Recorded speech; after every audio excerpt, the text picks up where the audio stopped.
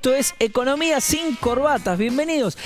En el programa de hoy vamos a dedicar un buen porcentaje a la entrevista que le hizo Adrián Paenza al ministro de Economía Axel Kicillof, un matemático entrevistando a un economista. Entre otras cosas, nos interesa saber qué es lo que hace Kicillof con esos 400.000 pesos que cobra por mes de YPF, según nos dijeron algunos medios. Pero además nos enteramos que no solo eso, sino que tiene otro sueldo, que tiene que ver con el CONICET. Pues el ministro de Economía además es investigador en el CONICET. Así que les proponemos, van a ver una entrevista imperdible en la que se va a hablar de ciencia, se va a hablar de matemáticas, se va a hablar de estadística, se va a hablar de CONICET. Hacen todo lo posible por no hablar de economía, básicamente. No, mentira, es que todo esto también tiene que ver con la economía. Y en el programa de hoy vamos a hablar de la Revolución de Mayo, porque comienza la semana de mayo, pero vamos a ver el 25 de mayo desde una perspectiva económica. Nos vamos a preguntar qué tuvo que ver la economía en aquella revolución. Como te imaginás, tuvo mucho, pero mucho que ver. Te vamos a contar quiénes financiaban a los patriotas con el dinero de los jubilados españoles. Esto es Economía sin Corbata, pero con escarapela. Afloja ese nudo que ahoga tus sueños, que impide que subas, que seas tu dueño. El nudo que corta la línea ascendente, conexión divina, corazón y mente. El nudo que aprieta sobre tu garganta, las ganas de un grito que ya no se aguantan. El nudo que asfixia a los pueblos del sur, recetas malditas que apagan la luz. Comienza así Economía sin Corbata. Agustín Datelli, Tomás Luquín, ¿cómo les va? Buenas noches. Buenas noches. Bienvenidos todos nosotros nuevamente aquí a la televisión pública para compartir con ustedes este programa. Como les decía al principio, vamos a tener para ver una extensa entrevista que le hizo Adrián Paenza al ministro Axel Kicillof. Cuando comenzamos este programa, lo que nos propusimos es un programa de economía. Dijimos, bueno, vamos a hacer todo lo posible por tener entrevistas con el ministro de Economía. Estamos apuntando a eso, pero nos propusimos un desafío, que es no hacerle la entrevista a nosotros, no hacérsela yo, no hacérsela a ninguno de los columnistas, nadie del staff, sino invitar a periodistas por fuera de nuestro equipo para que entrevisten al ministro. En aquel primer programa que tuvimos, el elegido fue Marcelo Slotoviazda, y en este caso Adrián Paenza, que no es economista, que es un matemático, pero que pensamos que podía darle a la entrevista un tono particular, una mirada particular, y no nos equivocamos, la vamos a disfrutar, van a ver que va como por otro lado, por otro lugar, el recorrido que hace Adrián Paenza. Tanto él como el ministro son de hablar mucho, ustedes lo saben y lo van a ver acá también. Tratamos de limitar esto, de ponerle a Paenza los tiempos, decirle, bueno, tenés dos tiempos de 15, 17 minutos, como si fuese un partido de fútbol, como lo planteamos también al principio. Este es el primer tiempo, mirá.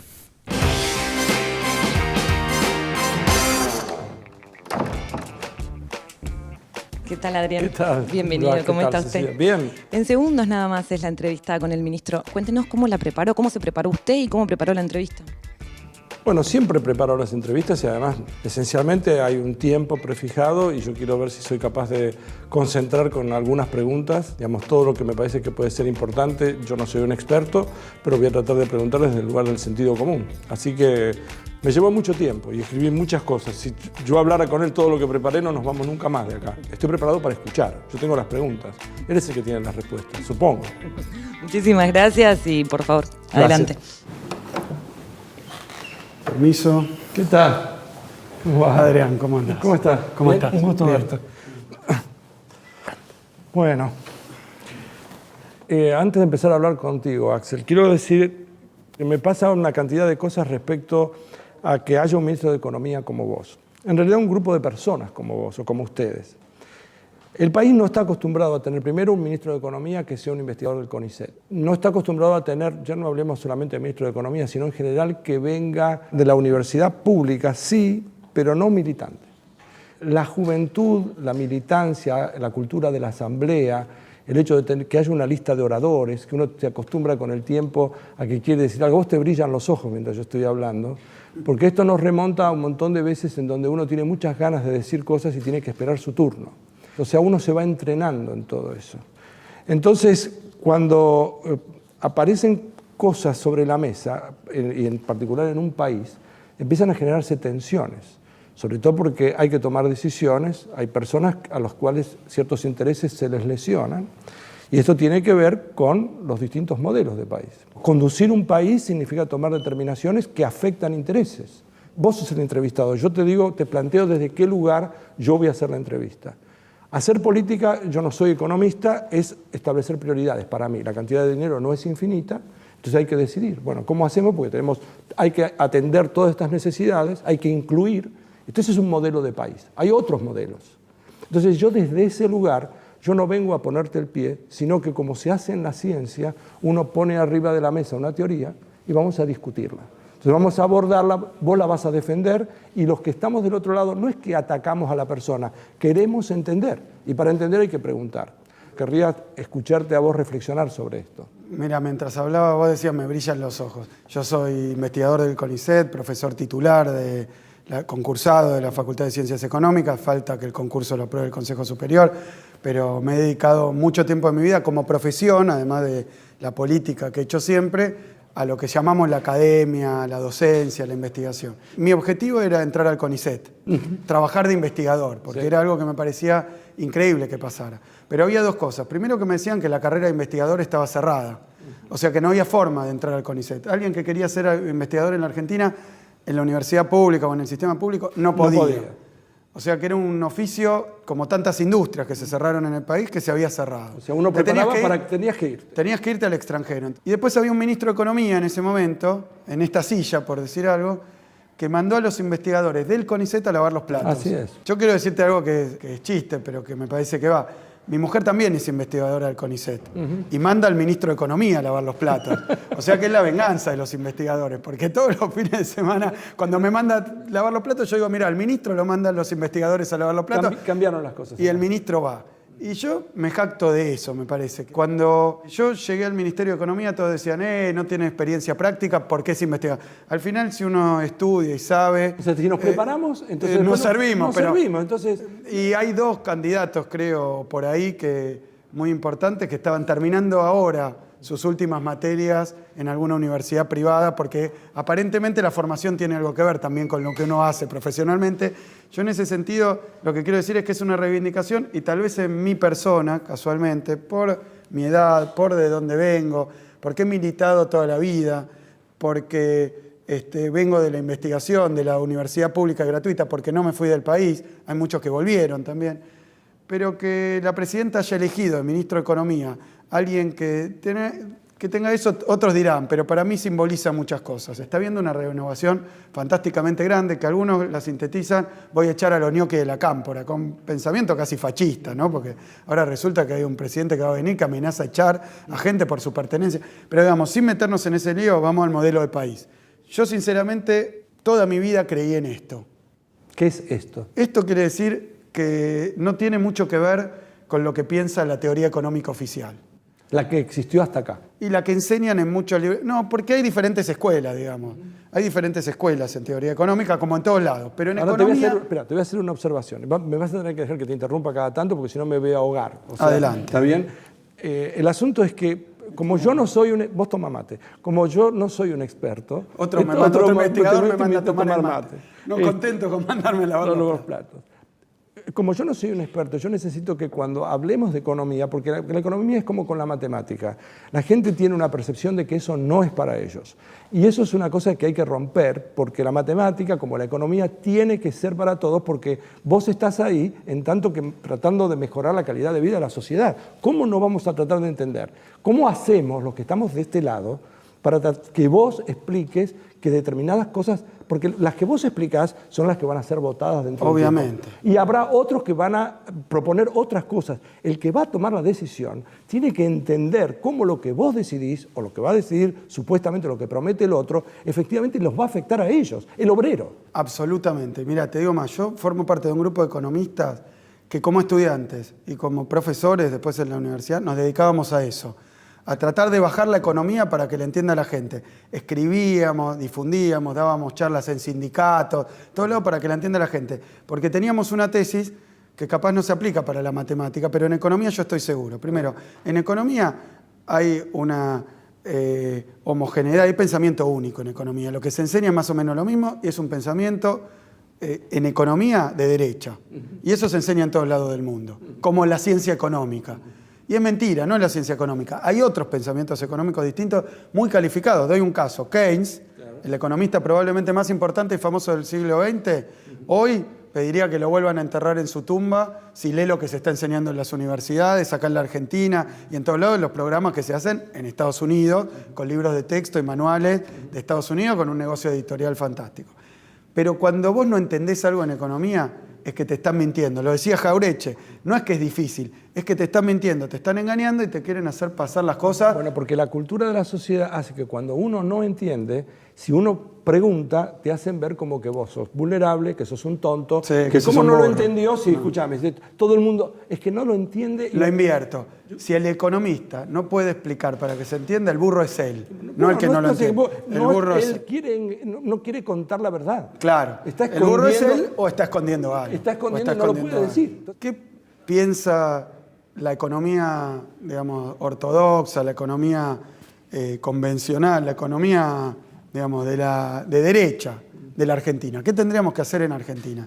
Mira, no es tan difícil de entender porque Argentina experimentó eso. Argentina, como tiene su pampa húmeda y sus recursos naturales, tendría que dedicarse solo a eso.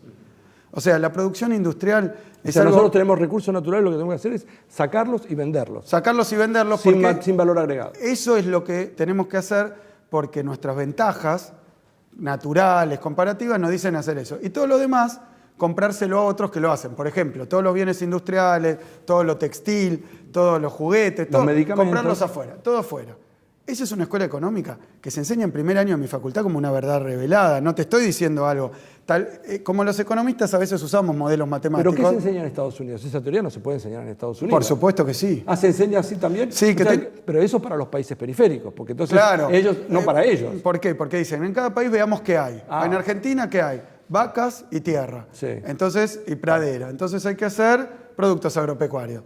¿Y dónde están los recursos más calificados de mano de obra, el capital instalado, las fábricas? En los países avanzados. Esos tienen que hacer los bienes industriales. Ah, qué vivo Entonces, que soy. ¿qué vivo yo? No, pero no solamente eso. Nosotros tenemos universidades libres, gratuitas.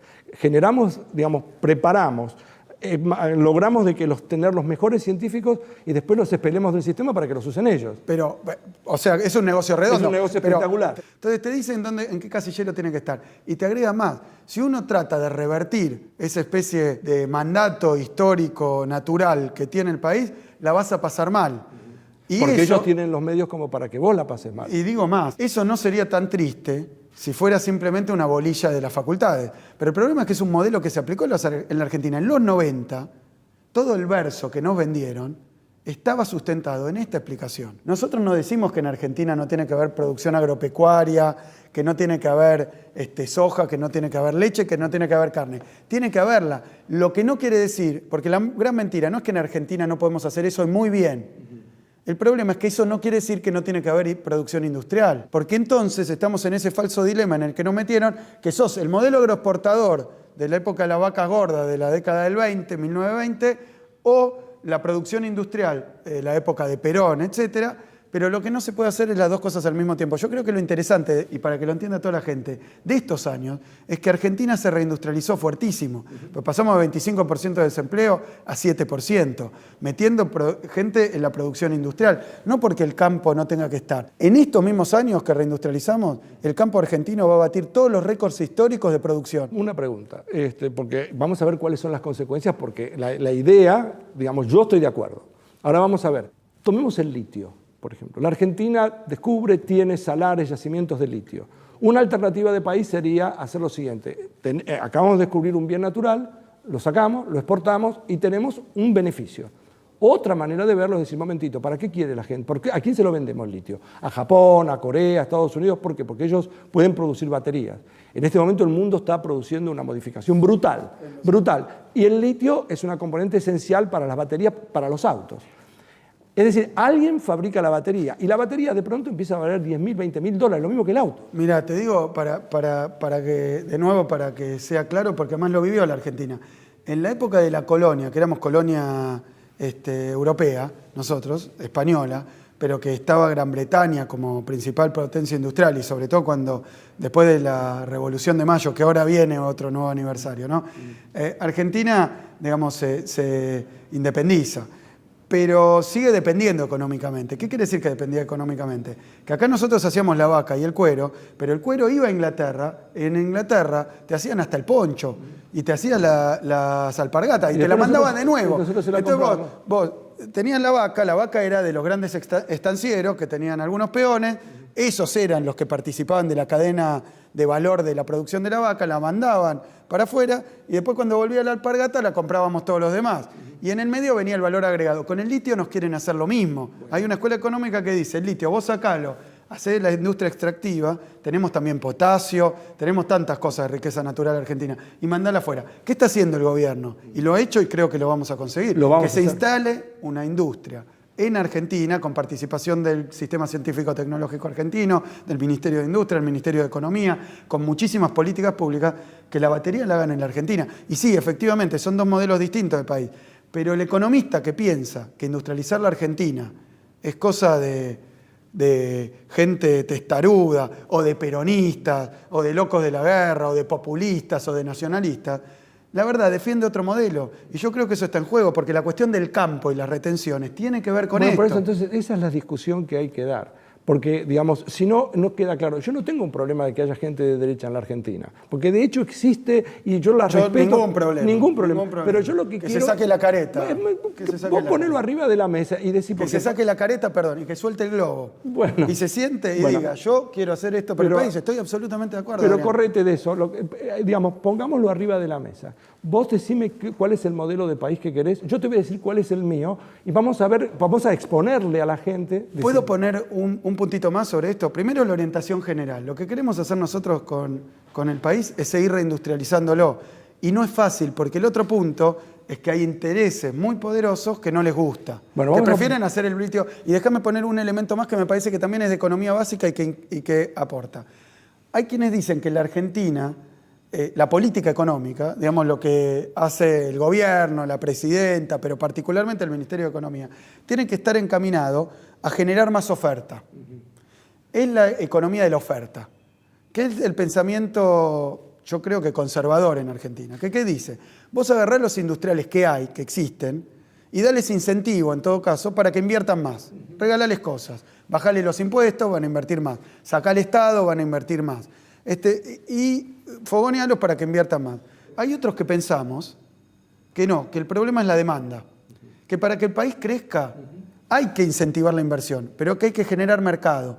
Porque si no, dígame, ¿para qué cazzo va a invertir un tipo en duplicar la producción si la gente es desempleada, no cobra jubilación, no cobra asignación por hijo, está en la calle y en la miseria? ¿A quién se la va a vender? Entonces hay una economía de la demanda que me parece que lo puede entender todo el mundo, pero que en economía, en teoría económica, también es una disyuntiva muy clara. Argentina tiene que ser solo agropecuaria o no solo industrial, agropecuaria e industrial. Argentina tiene que solo dedicarse a la oferta e incentivar la inversión y ponerle guita a los empresarios, o tiene que ponerle plata a la gente para que haga demanda y eso va a terminar beneficiando a los empresarios. Es otro gran dilema. Muy bien, lo que vamos a hacer es una pausa y lo que te propongo es, porque en el camino para la reindustrialización de un país que fue devastado durante la época del 90, entregado desde los golpes militares, etcétera, el país ha sido entregado. Ahora estamos tratando de reconstruirlo. En el camino y en el proceso empiezan a pasar cosas. ¿Qué son las crisis de crecimiento? Por ejemplo, la inflación, los impuestos que no son lo progresivos que debieran. Hay una cantidad de problemas que se generan y esos son los problemas que quiero abordar en la segunda parte. Nosotros seguimos con el programa.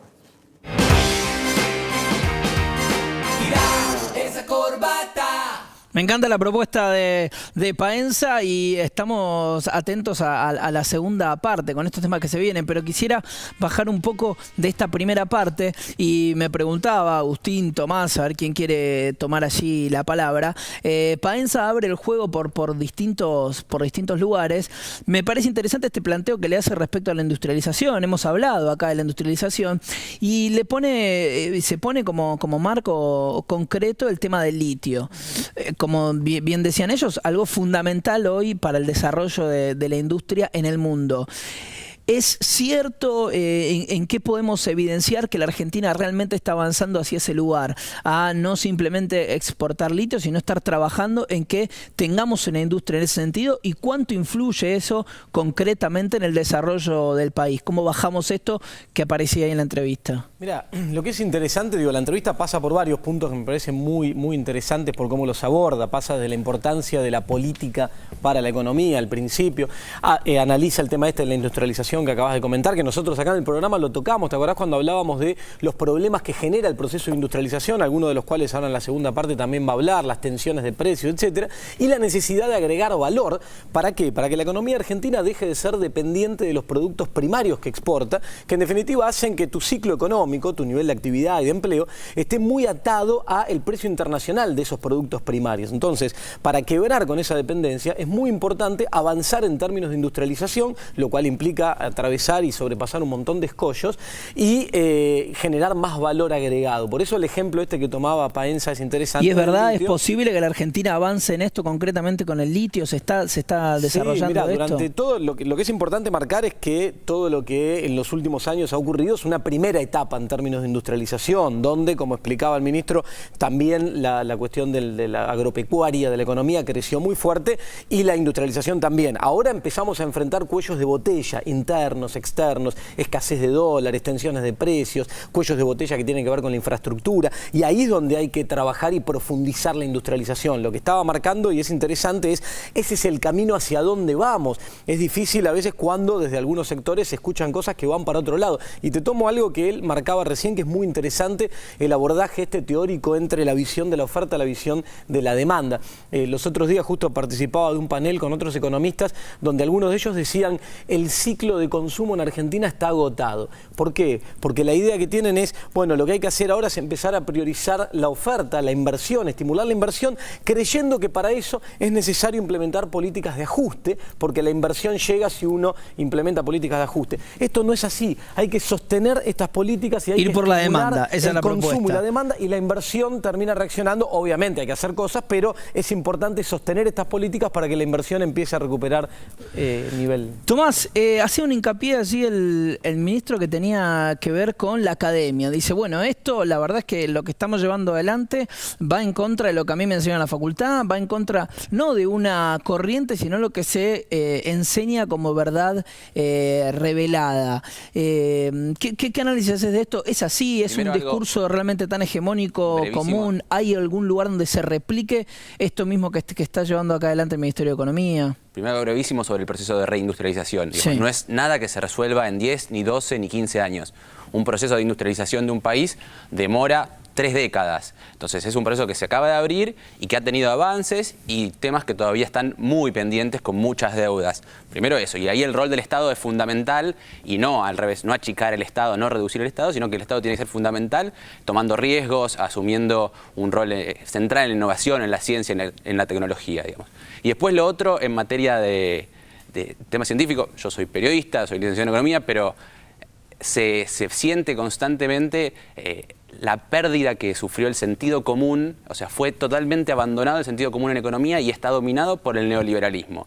Y ahí es fundamental recuperarlo, no solamente en los términos, los espacios académicos, sino también en los espacios periodísticos, empresariales y demás. Hay que cambiar lo que es el sentido común en economía para avanzar y acompañar todos estos cambios que se están dando en otras áreas.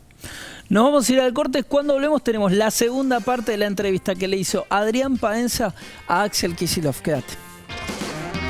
Hoy soberanía no son los cañones, hoy soberanía son tus decisiones. Cuando la política no es un desecho, te cambia la vida, renacen derechos. Basta ya de buitres, basta de cuentos, los números cierran con la